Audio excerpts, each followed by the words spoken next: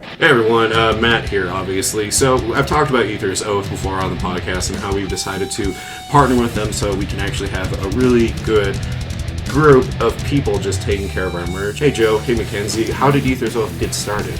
I just kind of wanted to make like my own clothes, just at least shirts wise, because I have like too many shirts at home, so I wanted to like start being more picky with what I wore.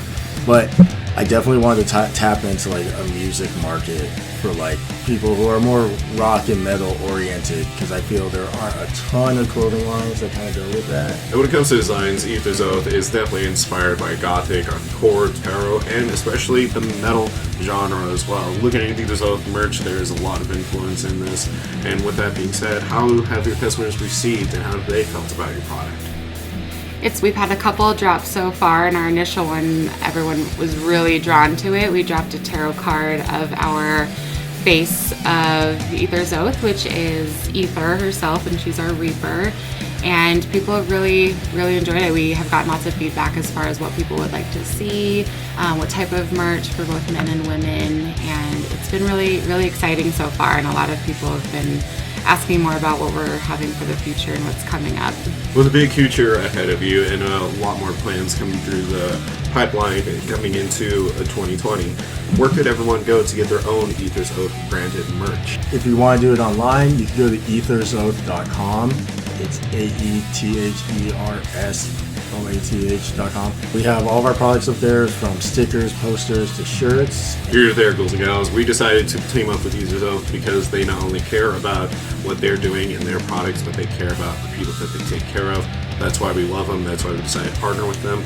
So please check out AethersOath.com today. Again, that is AETHERS Oath.com. All right, thank you.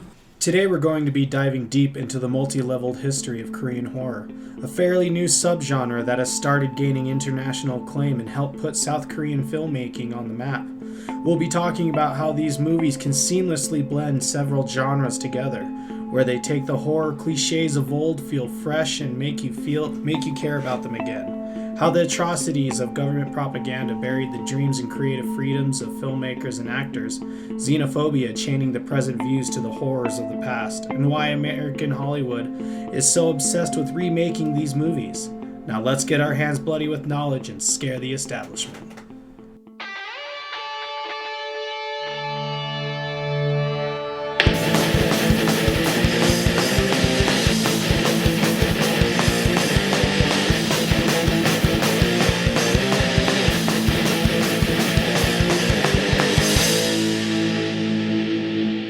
Welcome back to the Punk Rock Horror Podcast. I'm Matt. I'm Cody. And today we're here to remind you to continue to supporting your local acts, no matter who they are. Unless they are racist, Nazis, homophobes, transphobes, or really just kind of terrible people overall.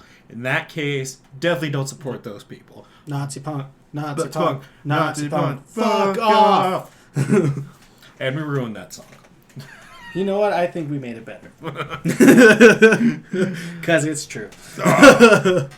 Man. Alright, so back at it again. So first off, I want to throw this out. So Lala on the Punk Rock Half Hour Power pointed out that when I was talking about why I thought Ja Rule, when I went off on Ja Rule on last Friday's episode, why I thought he went out with J-Lo is because he did a song with J-Lo. Oh. And that's why I thought they went out. Oh. So, yeah. So I want to point that out. Also, they what movie? They reviewed The Craft, but they didn't talk about it. They said they didn't like it, but I will say, so. No, I'm just playing. No, so just because you have an opinion and it's wrong, it's your opinion. It's wrong. But no, I'm kidding. No, I love Lala and Gwynny. They're fantastic, and I love their perspective. It definitely helps me either change my perspective on movies that I enjoy or appreciate them in a different light, which is always great when I have these type of conversations with them. It's awesome. Hands down, amazing. Oh yeah, I always like hearing people who like don't like movies that I love. I actually kind of like enjoying like hearing why. Absolutely. But before we continue, we do have a Patreon shout out. Yes, we do. So today's episode of Korean horror is dedicated to our new patron, Emily Bryant. Thank you, Emily, for jumping on as a Punk Rock Horror Podcast supporter on our Patreon. Your patronage means a lot to us. It goes to a great cause, helps keep the house lights on, it helps keeps food in the stomachs, and helps keeps everybody going. So thank you so much, Emily. You are amazing. You are badass. And by now, you should have hopefully gotten an email with all your rewards that you are entitled to. And again, thank you. Yep. And it also helps me keep going. And just like that, we lost her. That was it. That was the... That's where she crosses the line. She's like, oh, God, I didn't know they were idiots. Yeah, I thought they were going to stop doing that noise. Psych! Jokes on Emily. you. I like being annoying. So this episode is dedicated to you and is now fermented in within the walls of history. The history of PRHP. History of PRHP. Anyways, so yeah. Thank you again, Emily Bryant. It means a lot to us. So, with that being said, let's jump into what's happening in horror right now. Things to keep your eyes on and to keep your attention. So these are the things that we are just going to talk about, things that are kind of interesting to us that we feel should be given some attention in the horror realm right now. To start things off, a little bit of a sour note, but an understandable one. So if anything, bittersweet. Linda Hamilton has gotten honest about her future with the Terminator franchise. Basically saying, going on to quote, I would really appreciate maybe a smaller version where so many millions are not at stake. Today's audience is just so unpredictable, Hamilton explained to the press. It should definitely not be such a high-risk financial venture, but I would be quite happy to never return. So no, I am not hopeful because I would really love to be done. She was talking about the recent reception off of Terminator Dark Fate, which, although did come out to very high praise from fans, being a direct sequel to Terminator 2, is unfortunately did not really do too well in the box office. The budget was somewhere in the ballpark of $185 million, and Dark Fate pulled in $261 million, but I guess it was just too much stress and too much tension for her. Well, yeah. Also, it's just like when you. So, I kind of feel like it has an issue for Terminator is just the whole franchise fatigue. I mean, everything's a universe, everything's a franchise, and I know Terminator was one of like the first ones for sci-fi. Well, not first, but one of the earlier ones. But I think it's just because like the fact that the last few Terminator movies, well, I mean, except for Genesis. I like the three and Salvation, like they were just not good, and it's really hard to get like super excited about another movie where they're like, all right, we're gonna make it directly a sequel of number 2, just like how they do with the Halloween franchise. How like, no, this is the direct sequel. No, this is the direct sequel. Everyone's just getting tired of hearing that, and then also just franchise fatigue from terrible franchises like. Sucks. I love Terminator, and while I did say I did enjoy most of the movies, like it hasn't become a good franchise, and it's just like seeing all these great franchises that used to be good get shit on, and then they keep trying to reboot them. It's just we're just done. She did finish on saying though, if there were something new that really spoke to her, is that she's a logical person and would consider the viable changes. So. It's not like she would, to not mistake her for a hypocrite, she would take on the role, I guess, if there was enough life brought into it. But right now, I wouldn't bank on her coming back anytime soon. Kind of like, basically like what Mark Hamill said about the Joker. Like, it would have to be a good thing for them to bring him back to be the Joker. Right. Right. And we got that, but I don't see that happening with Terminator. It just needs to die for a while, sad to say. Yeah. Well, in a little more upbeat news, with Mortal Kombat being made into a live action film, there's also going to be an R-rated animated movie called Mortal Kombat Legends Scorpion's Revenge. So it's due to come out on digital platforms starting April 12th this year, and will also be coming out on a Blu-ray combo pack and DVD pack on April 28th of this year as well. Cool. So, few notable stars that are going to be voice acting are Jennifer Carpenter, Joel McHale, Steve Bloom, David B. Mitchell, Greg Griffin, Kevin Michael Richardson, and even Fred Tatasciore, or Sciro, excuse me. With that being said, though, all we know about it is that Mortal Kombat Legends Scorpion's Revenge is directed by Ethan Spalding, who is the same guy that did Batman Assault on Arkham, Justice League Throne of Atlantis, and from a script by Jeremy Adams, who has worked on Supernatural, Teen Titans Go versus Teen Titans, and was based off the obvious video game franchise by Ed Boon and John Tobias. But that's cool. not much is really known. All we know is that it's the basic premise of every Mortal Kombat game where where Earth's mightiest heroes are brought together to defend the Earth realm from the inhabitants of the Outer Worlds. But just so you know, the Outer Worlds. That's a game. that is true. Just Outworld. Just Outworld. You call yourself a fan? That's what it says on the sign to Outworld. It's just Outworld. Welcome to just Outworld. Outworld. That's okay, that's all it is. So, for all of our fans, though, of the Mistress of the Dark, Arrow Video is bringing Elvira, Mistress of the Dark, to Blu-ray in U.S. and Canada.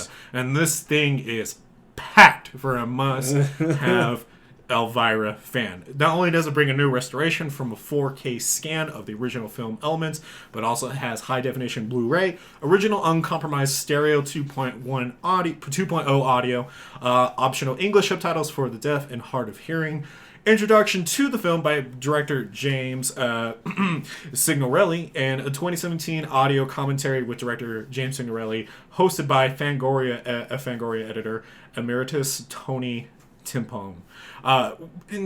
With so much more. So much more. I mean, this thing's insane, man. One thing that really kind of just, like, stood out to me is that they even have, like, the original storyboards in this. And it's just, like, it kind of made me is a little excited. Makes me want to rewatch the movie itself about her. And so, if you don't know the movie, if you've never seen it but have always wanted to, just want the synopsis of it. When her great aunt dies, famous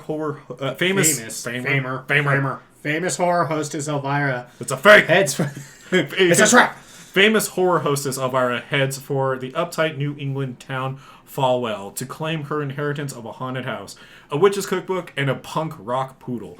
But once the stuffy locals get an eyeful of the Scream Queen's ample assets, all hell busts out and breaks loose. Can the Madonna of the Macabre find love with a study of cinema owner, avoid her creepy great uncle, titillate the town's teens, and become a Las Vegas dance sensation, all without being burned alive at the stake? Spoiler alert, yes. The Blu-ray will be released. She gets burned alive. Yeah, she's dead. Yeah, I know. Okay. No, she saves it down. And herself and whatever everything is. You've seen the movie. You know what I'm talking about. I know.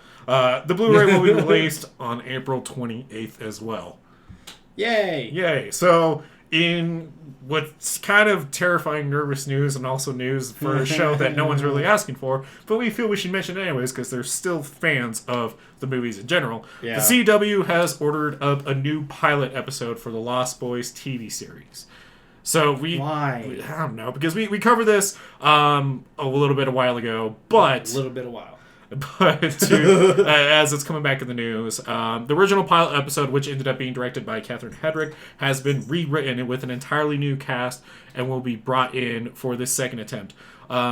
The plot rundown is so far this. The Lost Boys is set in sunny seaside Santa Carla, home to a beautiful boardwalk, all the cotton candy you can eat, and a secret underworld of vampires. After the sudden death of their father, brothers Michael and Sam Emerson move to Santa Carla with their mother Lucy, who hopes to start a new town where she grew up. But the brothers soon find themselves being drawn deeper and deeper into the seductive world of Santa Carla's internally beautiful and youthful undead. And with that, makes me really nervous because that is basically just redoing the entire movie. Yeah, in general, basically. Which at that point you might as well just watch the movie.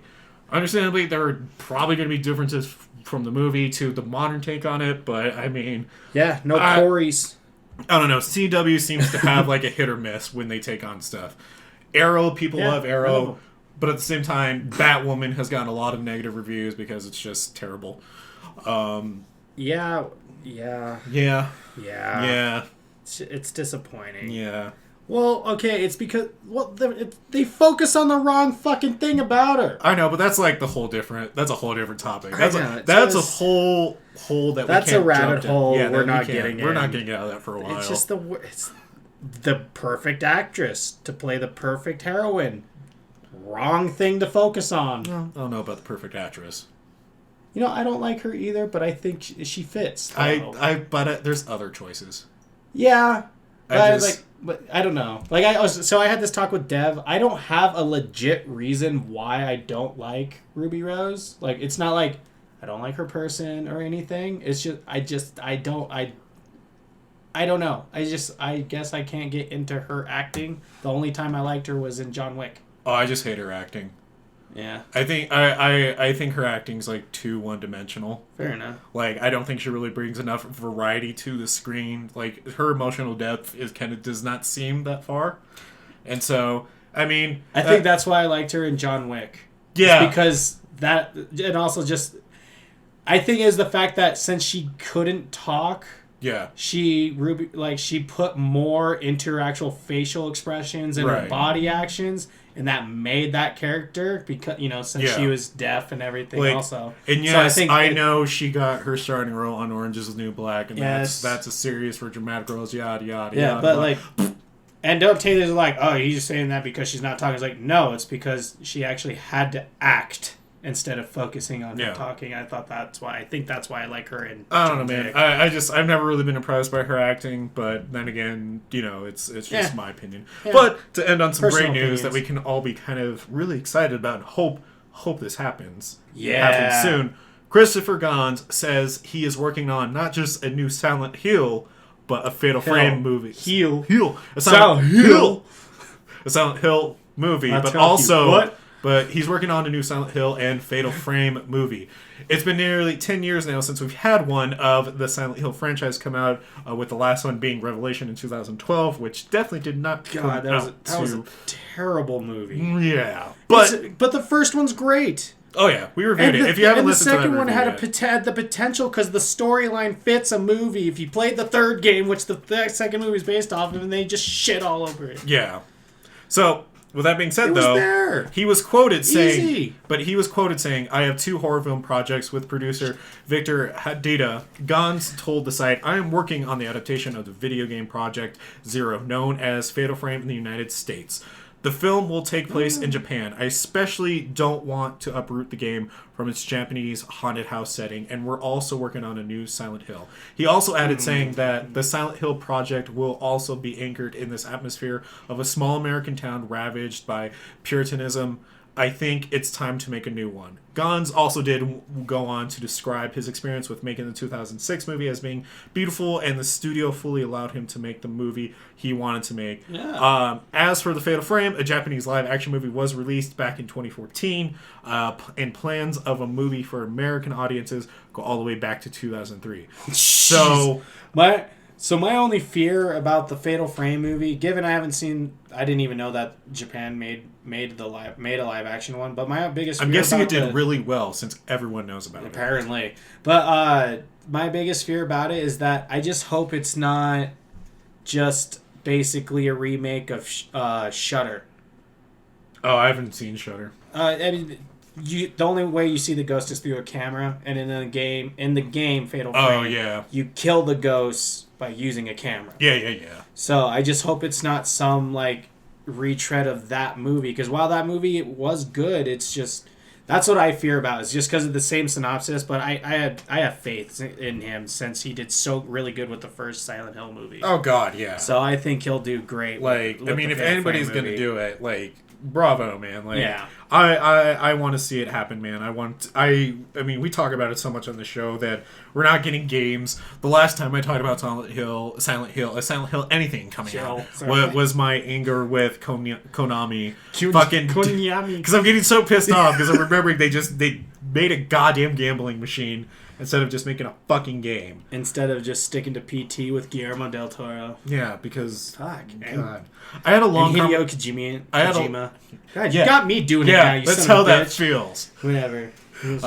But I had a long conversation with my friend Kat about it though, and she made a good point, and we were talking about that Konami's silently working its way to just making gambling kind of stuff and not really focusing on big games anymore. Well, they've said it outright. that was their focus. Yeah. You know, they said they want to focus on those. Like, I mean, they make more money in it. Well, when we were talking about it, it's just, it's literally the whole money thing. Yeah, they make more money out of it. It's because they're greedy buttholes. Yep. Seriously. I mean, I guess devil's advocate, like, look, you won't let us put gambling mechanics in games because of loot boxes, so we might as well actually just make gambling games. Yeah. That's how it works. Yeah, I guess. If you want a gambling in a game, just make a gambling game. Yeah. And yeah. Slot machine. Yeah. You know how gambling and gaming should be separated, just like, church and state. Yeah, but they don't have to soil the franchises we love. I know. That's why you don't mesh them together. I know. They could have just You made... shouldn't do it. Why don't you... What's a game that they haven't See, what made they in forever? They should... That's what a Metal Gear Survive should have been. Yeah, Metal Gear Survive should be. Even though they already remastered Metal Gear Solid 3 as a pachinko machine. It's very upsetting. I mean, I'll let Come on, Konami. Fuck. Just give me a good Metal Gear game. We're just going to end this episode. We're too upset now. I knew I should have brought up more Silent Hill stuff. It never goes to a good place. Never. Never. Much like Silent Hill itself. Speaking of blending, that actually goes right into our topic today. And we do have listener participation corner as Yes, we well. do. And I'll talk about blending now. That was going to be my segue into the thing, and then I thought that was your segue into it the was, listener but, participation well, corner. it's because never mind. My bad. You'll find out later. I'm sorry. You'll find out later. I ruin everything. You gotta wonder if listeners are getting really tired of you crying.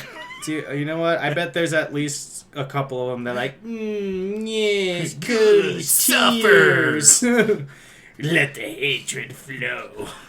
Complete your transformation and become complete. Execute your master. The dark side calls for you. I am the Senate. I am Silent Hill. I am Konami. I am Pachinko. They got really weird. Yeah, do you want to go first? Do you want me to go first? Yeah, I'll go first since there's only a couple on here. Okay, so we asked all of you ghouls, gals, creeps, and mutants that with the recent success of the Parasite movie, that this weekend we have decided to jump into the rich history of the Korean horror film genre. So we asked all of y'all, what is your favorite Korean horror film and why? Yep. So over on our Facebook, Gesundheit Chu. Kamachu. Oh man, this is a hard one. Off top of my head, I Saw the Devil.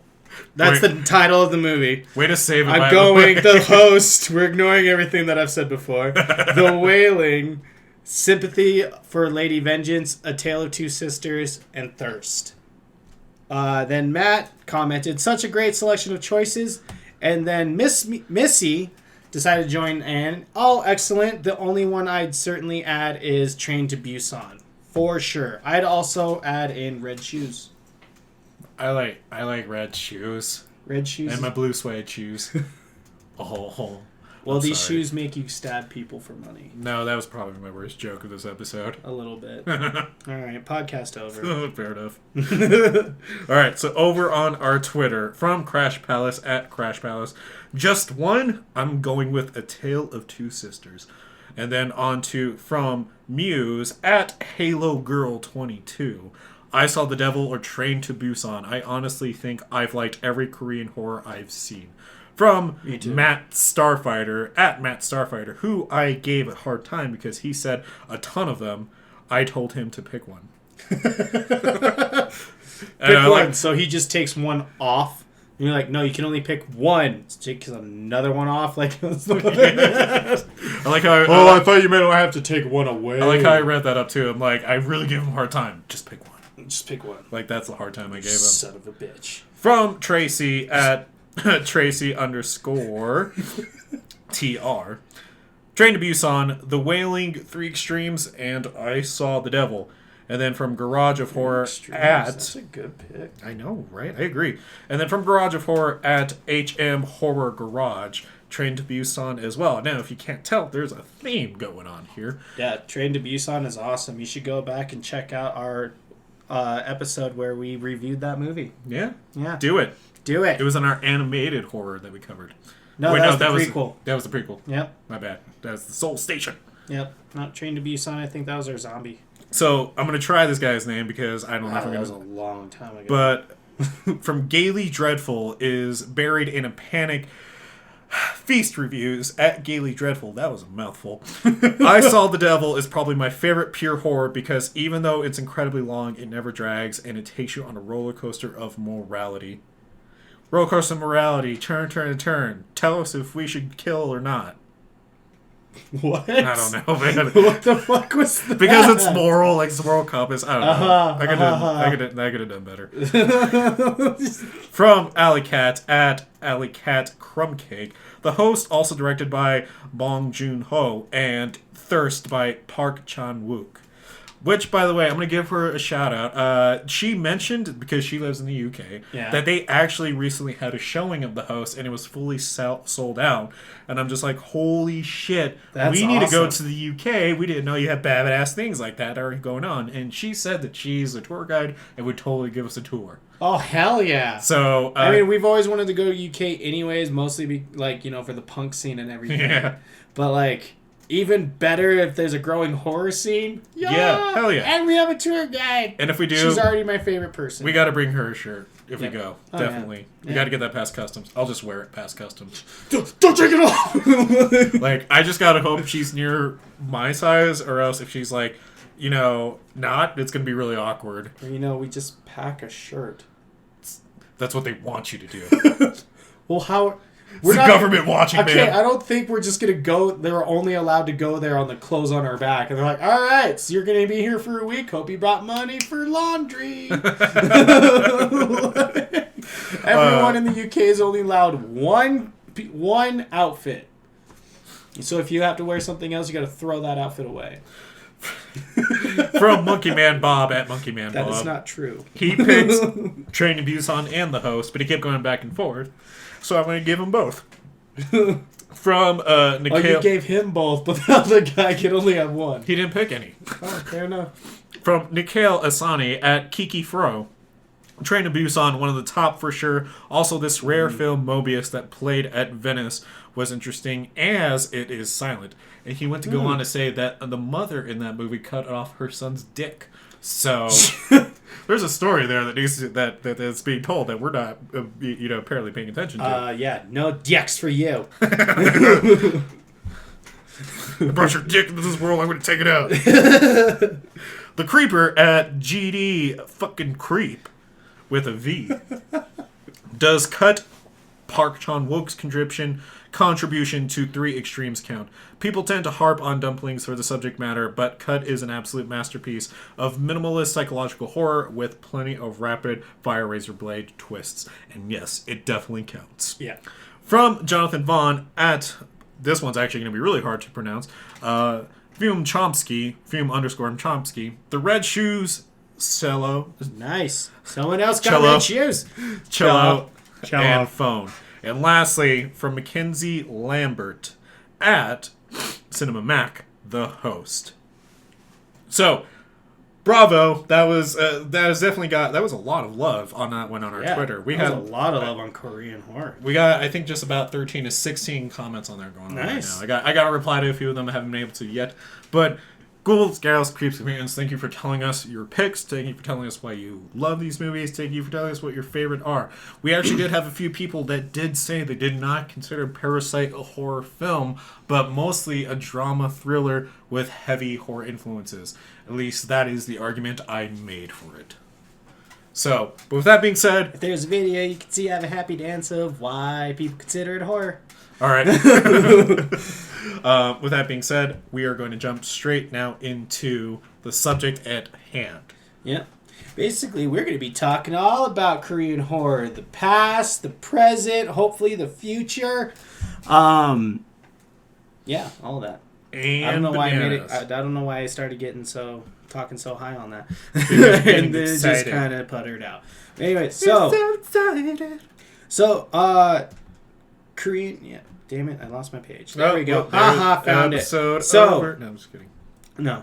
According to Wikipedia, Korean horror films have been around since the early years of Korean cinema. However, it was not until the late 1990s that the genre began to experience a renewal.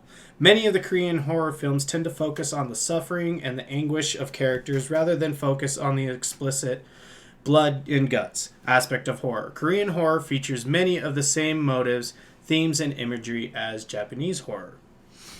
So, basically, there's no blood and guts. That's all. Ha ha ha. No. That was it. That's all you need to know about. That's all you need to know. No, actually, it's true. The South Korean horror is actually a really new thing, even though it has been around since Korean cinema, like it said. Most Korean cinema before 1984, right? Yeah. So before the 80s, I can't remember that. Yeah, 1984. So in 1984, Korea passed a law called the Motion Picture Law of 1984, finally opened the door for independent filmmakers. So basically, when that law was passed, it opened the doors for them because way before then, all of Korean, not just horror, but all of Korean filmmaking was all basically propaganda making. They were just saying all of our movies need to be propaganda. And that's was their main focus. And so once they kind of realized when all your movies are just basically saying Korea's great, Korea's great, Korea's great, Korea's great, Korea's great. Did you know Korea's great? Hey, Korea's great, Korea's great, Korea's great. How annoying is that? I'm not sure Korea's great. Okay, it's Korea's great, Korea's great. So basically, having all your movies just say that, and it's always just pushing Korea. They realize when you're doing only one note, you don't really make money off of it. Right. And so that also suppressed a lot of the independent filmmakers and not just independent filmmakers and actors and all of them. It also suppressed big wide, their bigger known directors and filmmakers and everything because they only had to do propaganda. And so they finally passed this law, and then god damn, once that happened, the floodgates for Korean horror, especially Korean horror, just came out of nowhere, and they were just fantastic, just full. And with Korean horror, their biggest thing is they like to focus on topical subjects. And so what better way than to start talking about all these topics and subjects that's going on in your country that you were never able to talk about before. And once your government was like, all right, fucking make movies that you want, you're going to talk about them. And so in Korean horror, we're going to talk about what they do right and why all of that kind of goes into it. So Korean horror, number one thing they do right is their contrast. So Korean horror does an excellent job at blending genres. So this is where the whole argument Parasite's not really a horror, it has horror elements and stuff, or people are it's a thriller. Korean horror blends their genres very, very, very, very, very well, especially with the thriller, horror, and comedy genres, actually. Yeah. So, Train to Busan was thrown a lot in our commentators' things, but so is The Host was one. Mm-hmm. And so I'm going to use The Host as a small little example for the comedy. The Host does a really good job with doing this because the protagonist, the father, he's really clumsy and buffoonish, Yeah. He's kind of an oaf, and he brings comedy into it. And so they do this good job of blending him being comedic in with all this terrible things.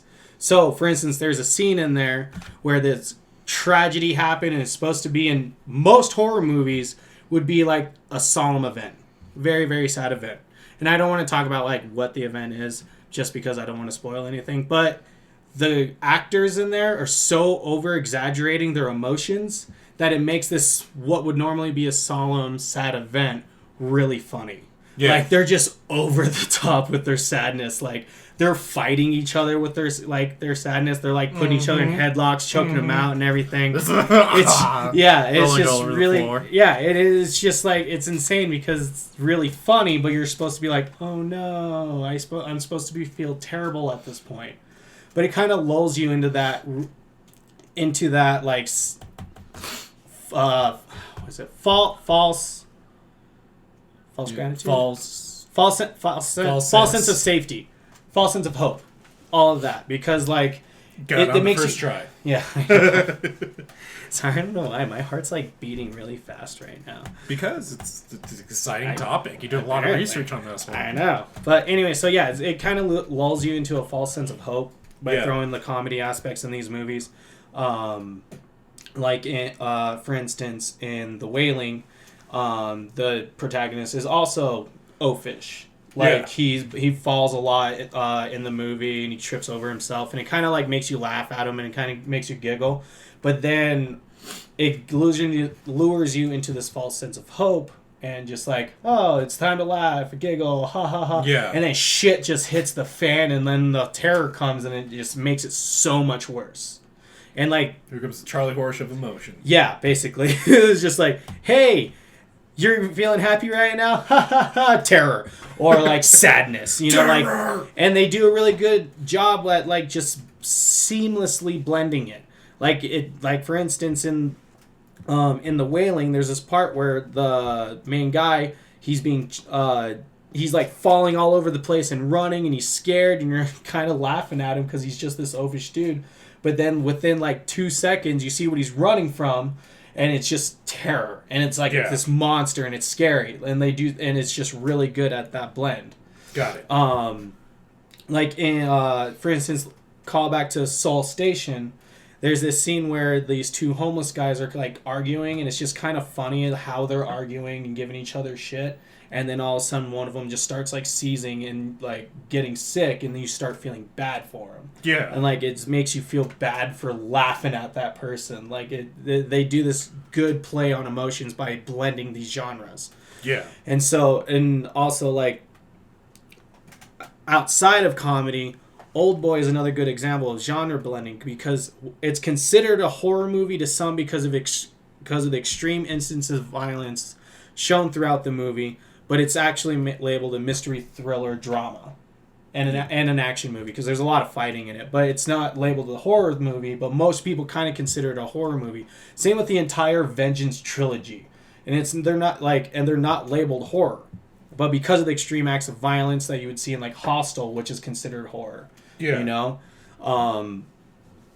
That's why it's considered that, and that's like another way of blending the genres, because they'll, like in Old Boy, they'll take a mystery movie, because like it starts off with this guy, he's been kidnapped for all these years and put in this tiny prison, he doesn't know what's going on, and he's trying to figure it out, and it's a mystery of him figuring out why this happened, who did it to him and stuff.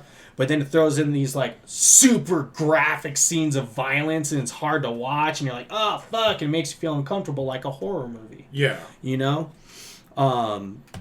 So that's like one of the biggest things that they do really, really well. And so the second thing that Korean horror does fantastic is Korean horror does an excellent job at keeping viewers away from the real truth of the experience. It's done especially well in supernatural movies, where the scares and spookiness is used to keep you away from the real story. So, like in Old Boy, it uses all the gratuitous violence and the extreme just blood and gore and those torture scenes and the bloody scenes to keep you away from the truth of what's going on in the background and the story, and like you'll forget like something that someone just said, because right after it, something terrible happens. You know, so you're going to kind of forget these like quick little glimpses at what the overarching story is of the movie. Another good example in it is The Wailing. It kind of lulls you into like, all right, you're following the protagonist, and makes you focus on the protagonist, but there's all these things going on in the background that are actually telling the story of what's going on in the movie. Yeah. You're so focused on the protagonist and his oafishness, and when he's getting scared and all the scary things that are happening around, you're not catching those. And they do a really good job, because when the endings wrap up and the twist comes, and the twist, because there's usually a twist in them, or like the happy or the terrible thing that happens in the end comes, you're like, oh my god, like it catches you by surprise, but then it sits on you, and you're like, oh, I remember this scene. Yeah. Or someone hinted at it at this part. Someone said it at this part. Korean horror does a really good job of doing all that and just doing it really, really well of like making you remember after the movie. Yeah. Which I like a lot. Because like that happened to me after a couple Korean movies, like The Host. After I saw that and it sat with me, at first like I was kind of iffy on the ending, but when it sat with me, I was like, oh shit, that fucking worked. Yeah. You know, like it worked for that movie and it made it good, and I had to sit on it with what it actually meant. Yeah, sorry, kind of like had a little. Yeah, it's cool, man. You're getting brain fart excited. there. I mean, but it definitely leaves an yeah. impression. That's for sure. And then the third thing that Korean horror excels is in their endings. Their endings are generally sad and they make sense, but they make sense to their stories. For instance, since I already covered this, and it was a long time ago, and it was also one of the big names that was big movies that was thrown out in our Twitter feed. So I'm guessing most of y'all have seen this. For instance, in Train to Busan, the father made the ultimate sacrifice for his daughter. After knowing, like, okay, sorry. You're okay. Spoiler alert, skip ahead 5 seconds. In 3, 2, 1. For instance, in Train to Busan, the father made the ultimate sacrifice for his daughter and had to kill himself after getting bit. And it is known from the beginning that he was a semi-neglectful father because he put his work before her a lot. And so it was like that. And so you know that, and it's like seeing their relationship build up throughout the entire movie. And like him fixing those things, and then at the very end having to like make the ultimate fix, but like it's such a sad point. Yeah. You know, it's such a sad outcome. Like it gets you in the feels. And so Korean horror does really good at making you feel for your characters and care about them and get attached to them. I already said that. You already said that too. And I already said that too. So cool. Now I get to go to the fun things. Yay. Yay. I also wanted to touch on real quick though, like the Korean horror also, what have they done really well is their supernatural horror, specifically like the female ghost. And the expression, when a woman is full of resentment, she will bring frost in May and June, may offer some explanation for the popularity of the female ghost that is often featured in Korean horror films. Her deep feelings of resentment is cold enough to freeze the hot air that occurs during those months. The woman's vengeance is a thing to be feared, thus becoming the object of horror. In the past, women have been oppressed and ignored for so long that the horrific rage and vengeance we see in the films have been brought upon by many years of repression.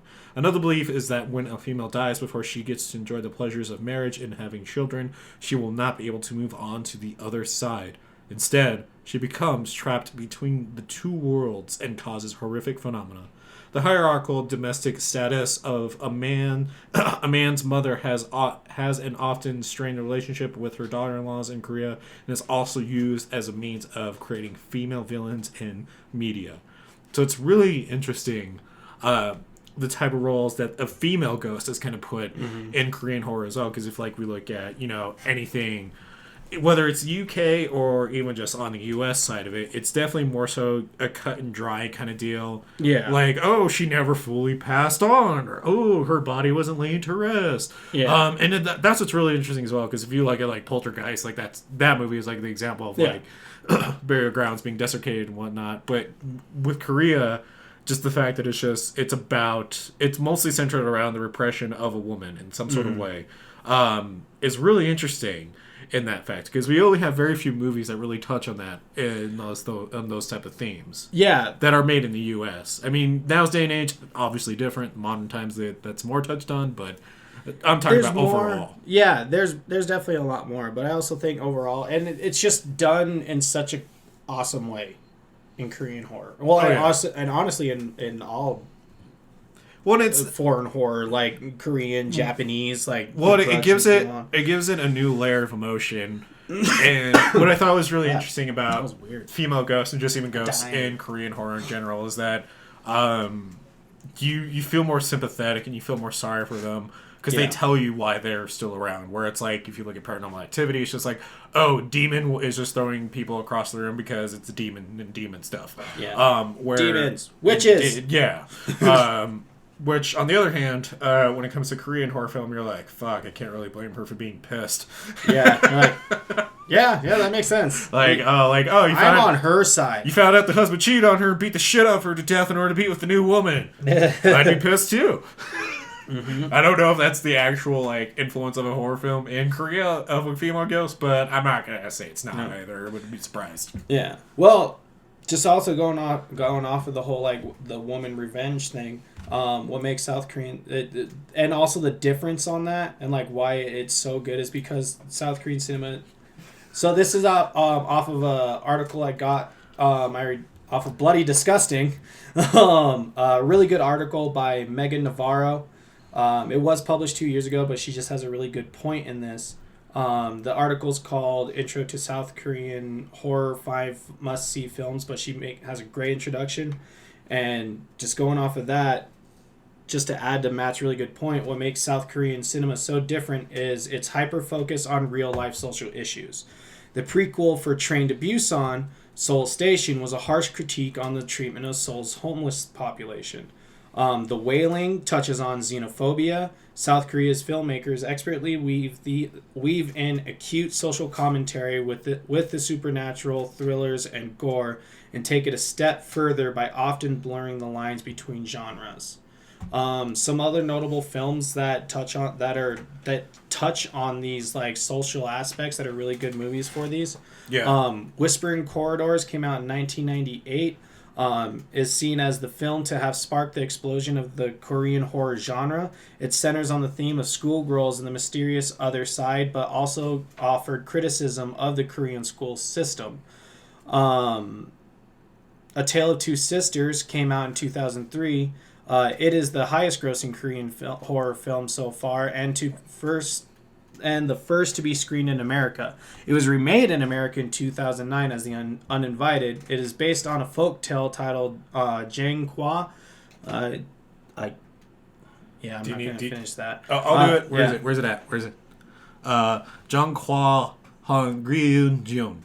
Cool. It tells the story of two sisters dealing with a controlling stepmother and a passive father. Pretty much dealing with the issues of one parental figure being more controlling than the other. Not good parenting when you have one, especially one, just hurts coming from me, but a step parent being terrible to the child while the blood parent's not. It's just I get what you're stepdad, so I'm like, fuck you. Basically we're not terrible. Basically a toxic influence and a non-toxic influence. Well, they're both toxic, but one's too controlling, one's doesn't do anything. Oh, okay. I thought you were more so saying one's good and one's bad. My bad. No. One's too overbearing. One just doesn't help. So a toxic influence and a toxic influence. Yes. Got it. Yes. And then that's the difference. Save the Green Planet. It demonstrates Korean cinema's ability to blend genre in non-traditional ways. The film follows an unstable man who kidnaps and tortures an executive he believes to be an alien. It combines slapstick comedy, psychological thriller, and sci-fi horror. Okay, that one didn't have it didn't say its point, but basically it's talking about how it combined three different genres. Blended its genres. Yeah, it blended its genres, like I was saying earlier. But yeah, I said xenophobia, and I just wanted to bring up about it. The reason why South Korea has is really rampant with xenophobia is because of how they were treated during World War II by the Japanese. And so they have a really deep hatred towards the Japanese because of those. The Japanese pretty much were trying to colonize them, and so it was seen as a tyrannical view on them and everything during World War II. I don't remember everything Jonah told me about it, but that was the basis of it is the terrible things the Japanese did to all the other Asian countries during World War II. And that's where it came from, and they touch a lot on it in their movies, especially in The Wailing, because the possible antagonist is a strange man who happens to be Japanese. Yeah. So yeah, and then one of the biggest types of horror genres in South Korean is the revenge flick. So South Korean cinema is known for violent thrillers with themes of revenge like Bedeviled, I Saw the Devil, and the Vengeance trilogy. Recent revenge films also tend to follow the character seeking revenge rather than the protagonist being a victim of a vengeful ghost or person. The desire to create and see films about revenge is often explained as a result of social anger built up in a populace by South Korea's turbulent history. Park Chan-wook, director of the Vengeance trilogy, has said that his revenge-motivated movies serve as a reaction to Korean culture's traditional value of peacemaking and forgiveness. Basically, it's kind of his way of like, normally Korea wants to be a very peacemaking and forgiving country, but he did all these violent movies because it's like, look, this is how the government made us feel. Yeah. This is how we felt on the inside, but we're trying to be more of a peaceful people. They're expressing through art. Yeah, and they do it fantastically. But yeah, so that's kind of like, there's a lot more to it, but that's like kind of the whole like gist of like why Korean horror is doing so good. And I think, and so I brought up in the cold open, I talked about how like, you know, why America wants to keep remaking these movies. And I think it's strange enough, I think it's because America is also kind of like having these social issues that are relating to these Korean movies. Like, for instance, Seoul Station, we have a huge homeless epidemic out here. And Seoul Station talks about that and talks about the issues in Korea, in South Korea. So, like, I feel like us wanting to remake movies closer to that is also a way for us to try and like pass on these like views, because like, hey, you like these, like, you know, our Americans like these Korean movies that are touching on these social issues in their country. Yeah. Maybe if we remake it in our view, hopefully we can get our message, the same message across about the views here. You know, that's just kind of my opinion on like why we're like remaking them. Besides the fact, since they made bank for being a Korean film, they're hoping an American remake will make bank for it too. Like, I really do hope it's not just because of a greedy mindset. You know, like the remakes, and I will say the remakes of Friday the 13th and Nightmare on Elm Street, while they are enjoyable, you know, that's just cash grabs. Yeah. So, and to a point, I would even say a lot of the remakes of the Japanese films, you know, the popular Japanese horror films. But I kind of hope, like, since Korean horror is so new, because think about it, it's only been around, like, really, truly around since the 1990s, that, like, all these remakes, that they're going to do them in good taste. And that they're going to try and keep the message that those movies had. Yeah. And Americanize it to an extent. And a few notable movies to check out are I just read watch this week is obviously Tale of Two Sisters, Train to Busan, Seoul Station.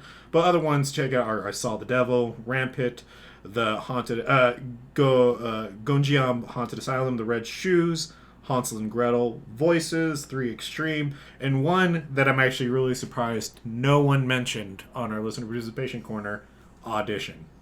Yeah, right. So Audition is definitely one you want to check out as well. These are great ones to start off with.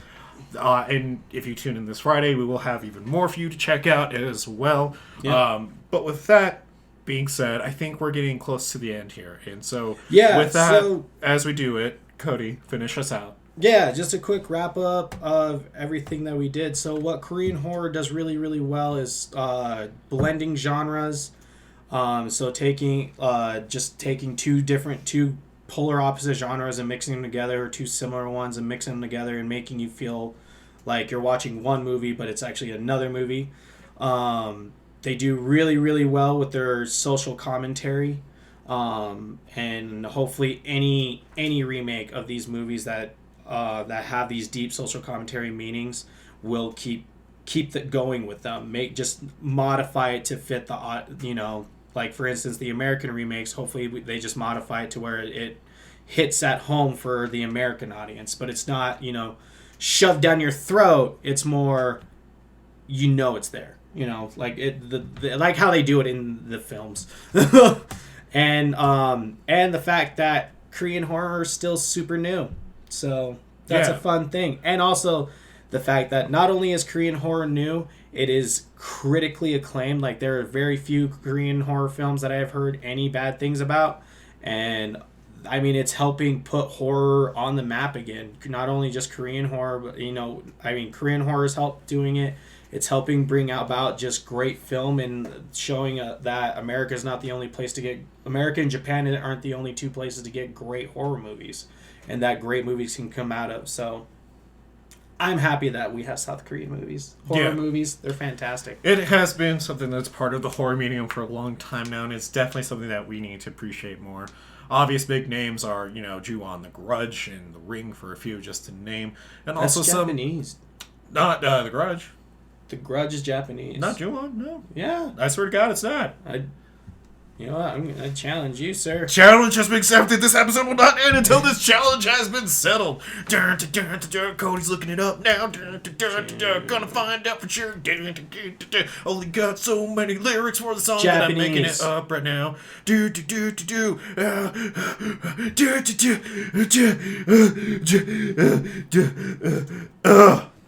Ju-on's a Japanese movie. The Grudge. Well, fuck me for saying that.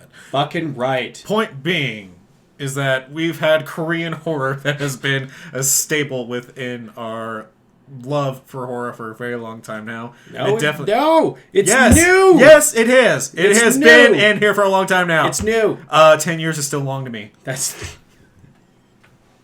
But it's been more than 10 years, hasn't it? Fine, more than 10. Whatever. More than 10. Okay. Okay? Great.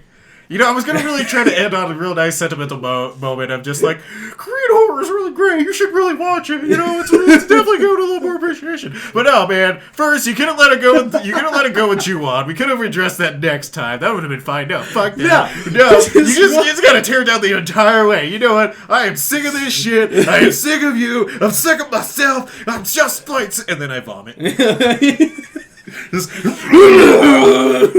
just like... Bye, everybody. Point being is appreciate Korean horror film. Take whatever I say and take it to heart or don't. You should be more so laughing at me at this point than anything. With that being said, ghouls, gals, creeps, and mutants alike, thank you for continually putting up with us and for supporting us. If you want to keep doing so and follow everything we do, you know where we know where to go.